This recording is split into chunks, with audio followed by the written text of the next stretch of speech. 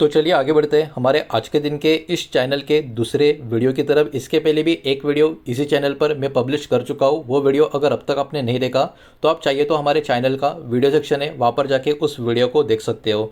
तो यहाँ पर इस वीडियो में हम डिस्कशन करेंगे इंडसइंड बैंक स्टॉक के बारे में, बिकॉज इस स्टॉक का, इस कंपनी का, इस बैंक का Q4 फाइनेंशियल ईयर 2026 का अपडेट यानी नंबर्स अभी सामने आ चुका है। तो जल्दी से आगे बढ़ते हैं। सबसे पहले कंपनी का जो प्रॉफिट का परफॉर्मेंस है उसको देख लेते हैं, बिकॉज यहाँ पर कुछ लोग कंफ्यूज हो सकते हैं। नंबर में प्रॉफिट भी है, नंबर में लॉस भी है। अभी ये सुनकर भी कुछ लोग कंफ्यूज हुए होंगे, तो बिल्कुल कंफ्यूज मत होना। आप देख सकते हो बैंक ने रिपोर्ट किया है 533 करोड़ का प्रॉफिट Q4 फाइनेंशियल ईयर 2026 में। मतलब इतना समझ में आ जाता है कि 533 करोड़ का प्रॉफिट इस बैंक को हो चुका है।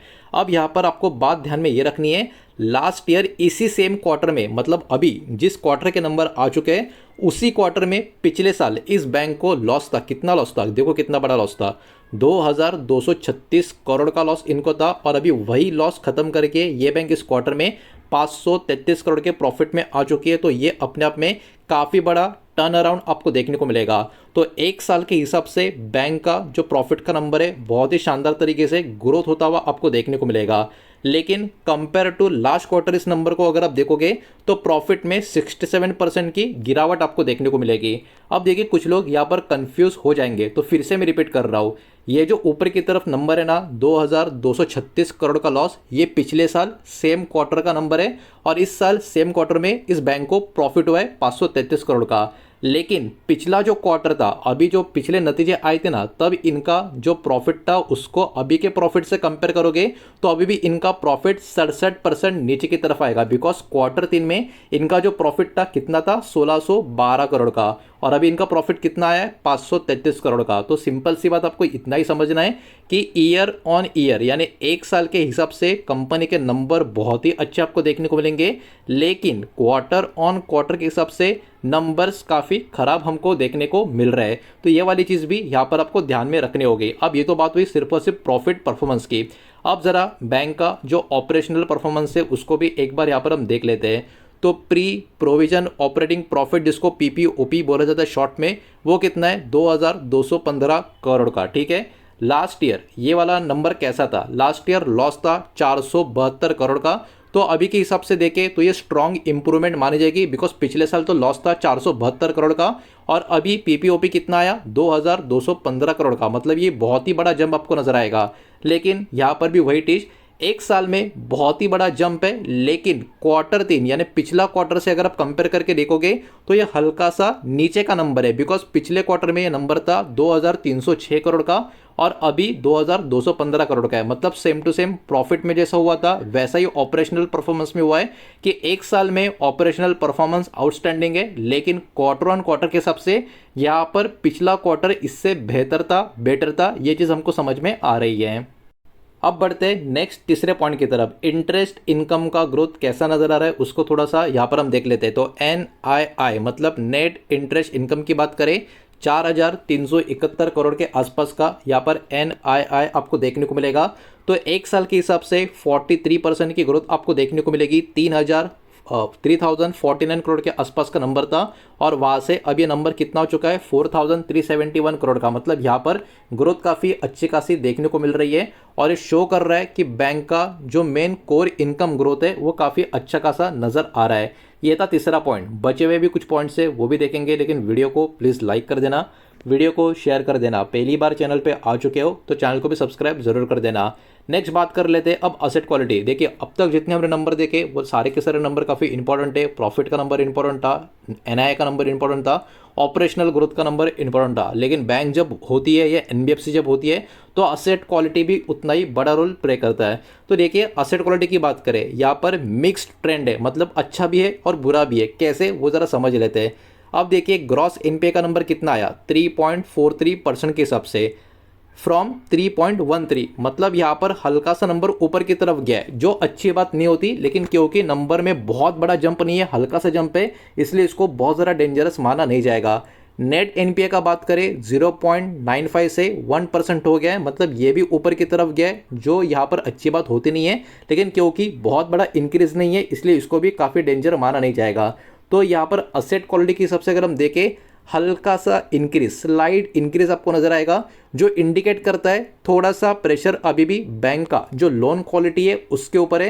लेकिन वही बात है, बहुत ज़्यादा ऊपर की तरफ नंबर बढ़ा नहीं है, इसके वजह से इसको अभी के लिए बहुत ज़्यादा खतरनाक नंबर माना नहीं जाएगा, इसको हम अभी भी स्टेबल नंबर कह सकते हैं। अब आगे बढ़ते हैं नेक्स्ट पॉइंट की तरफ। नेक्स्ट पॉइंट है रिस्क कवरेज का। अब इसके अंदर क्या है ये भी ज़रा देख लेते हैं। तो पीसीआर जो होता है, प्रोविजन कवरेज रेशियो की अगर हम बात करें, वो 71.45% के करीब का आपको नजर आएगा। प्रोविजन जो है यहाँ पर इंक्रीज होती हुई आपको नजर आएगी, 7,969 करोड़ के आसपास का नंबर आपको देखने को मिल रहा है। तो बैंक कहीं ना कहीं यहाँ पर लगातार एक रख रही है एक स्ट्रॉन्ग बफर, किसके लिए? बैड लोन्स के लिए। तो बैड लोन्स का कभी अगर प्रॉब्लम आ गया, उसके लिए कहीं ना कहीं बैंक अपने आप को एक प्रिपेयर भी कर रही है, ये भी बात यहाँ पर हमको समझ में आ जाती है, ये पर्टिकुलर पीसीआर नंबर देख के या प्रोविजनल जो इंक्रीज हुआ है उसको देख के, प्रोविजन जो इंक्रीज है उसको देख के। अब बात कर लेते हैं बिजनेस ग्रोथ की, ठीक है। अब बिजनेस ग्रोथ की बात करें, इनके टोटल जो ब्रांचेस है 3,136 ये नंबर आपको देखने को मिलेगा। एटीएम्स की बात करें 2,870 एटीएम्स आपको देखने को मिलेंगे। कस्टमर बैंक के कितने? 4.2 करोड़, ये अच्छा खासा नंबर है। तो नेटवर्क और कस्टमर का जो बेस है वो क्या हो रहा है? स्टेडी तरीके से एक्सपांड हो रहा है, जो बैंक के लिए डेफिनेटली एक पॉजिटिव सेंटिमेंट वाली बात मानी जा सकती है। नेक्स्ट पॉइंट है डिपॉजिट्स और लोन का। यहाँ पे हल्की सी वीकनेस आपको नजर आएगी। कैसे? टोटल जो डिपॉजिट है 3.99 लाख करोड़ का है, जो पहले था 4.1 लाख करोड़ का। मतलब यहाँ से एक डिक्रीज आपको देखने को मिल रही है बैंक के डिपॉजिट में, जो अच्छी बात मानी नहीं जा सकती। उसके अलावा लोन्स की बात करें, 3.15 लाख करोड़ का लोन का नंबर अभी आ चुका है, जो पहले था 3.45 लाख करोड़ के आसपास का। मतलब यहाँ पर भी एक ड्रॉप नंबर में हमको देखने को मिल रहा है। तो ये इंडिकेट करता है कि बैंक का जो नंबर है उसमें स्लो डाउन है। खास करके बैंक का बैलेंस शीट का अगर हम ग्रोथ देखें, उसमें ये स्लो डाउन का नंबर का इंडिकेशन हमको ये वाला डेटा दे रहा है। अब बात कर लेते हैं डिविडेंड के कुछ अपडेट की। फाइनल डिविडेंड 1.5 रुपीज़ पर शेयर का आपको नजर आएगा, जिसका रिकॉर्ड डेट 26 जून का यहाँ पर बताया गया है, जिसको अभी भी काफ़ी समय, तो ये वाला चीज़ भी चाहिए तो आप नोट करके चल सकते हो। तो देखिए यहाँ पर कुछ पॉजिटिव पॉइंट्स और कुछ नेगेटिव पॉइंट्स आपको समझने होंगे। पॉजिटिव पॉइंट्स की सबसे पहले बात करें, strong turn around from loss to profit. जो सबसे पहला पॉइंट हमने देखा था, बहुत बड़े लॉस से बैंक प्रॉफिट में आ चुकी है। उसके बाद बहुत ही अच्छी खासी ग्रोथ NII यानी इंटरेस्ट इनकम में आपको देखने को मिलेगी, जो अराउंड 43% के करीब हमको देखने को मिल रही है। उसके अलावा PPOP पॉजिटिव है, मतलब जो ऑपरेशनल परफॉर्मेंस है वो भी इंप्रूव होता हुआ हमको देखने को मिला है। प्रोविजनिंग मजबूत है, रिस्क मैनेजमेंट काफ़ी अच्छा है, ये नंबर ये सारा डेटा हमको नज़र आ रहा है।